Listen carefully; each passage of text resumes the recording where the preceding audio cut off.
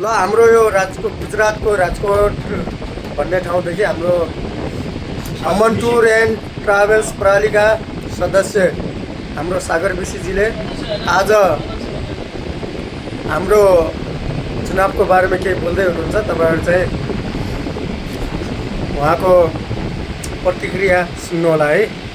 Okay, पहिला त सम्पूर्ण साथीभाइ तथा आम नेपाली जनता अथवा भारत विदेशमा रहनुभएका सबै साथीहरूलाई म हृदयदेखि नमस्कार गर्न चाहन्छु।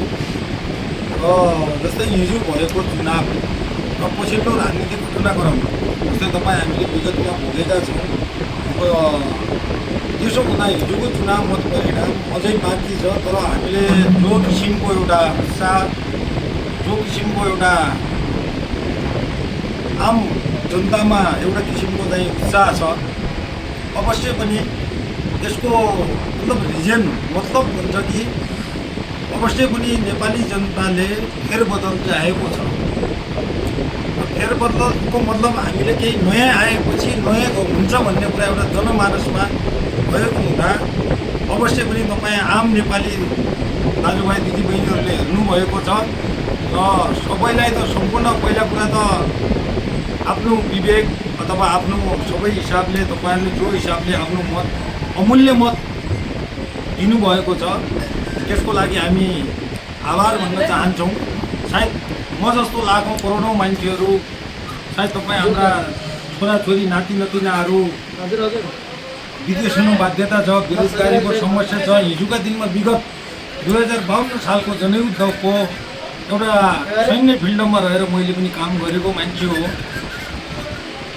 र हामीले चाहेको व्यवस्था अझै पनि भएको छैन। तपाईँहरूलाई थाहा छ, तपाईँ हामीले विभिन्न किसिमका दुःख सञ्जालहरू अथवा हरेक कुराहरू हामीले भोगेका छौँ। त्यसो हुँदाखेरि अब राष्ट्रिय अन्तर्राष्ट्रिय रूपमा तपाईँ हामीले हरेक कुराहरू भोगेका छौँ। र अहिले पछिल्लो चरणमा जो किसिमको एउटा हामीले भोट बदल्न जरुरी छ भने जस्तै हाम्रो विचार बदल्न जरुरी छ, त्यसै कारणले हाम्रो देश बदलिन्छ। त्यसो हुँदा आमूल परिवर्तन गर्नको लागि घन्टी चिन्हमा छाप लगाएका सम्पूर्ण साथीभाइहरूलाई कृतज्ञता साथ प्रकट गर्न चाहन्छु, नमन गर्न चाहन्छु। र हाम्रो अवश्य पनि हाम्रो बहुमतको सरकार बन्ने कुरामा म ढुक्क छु। धन्यवाद हाम्रो सागरजीलाई। तपाईँले चाहिँ आफ्नो बहुमूल्य शब्द चाहिँ यहाँ राख्नुभयो। तपाईँलाई चाहिँ हार्दिक धन्यवाद भन्न चाहन्छु। नमस्कार, थ्याङ्क यू।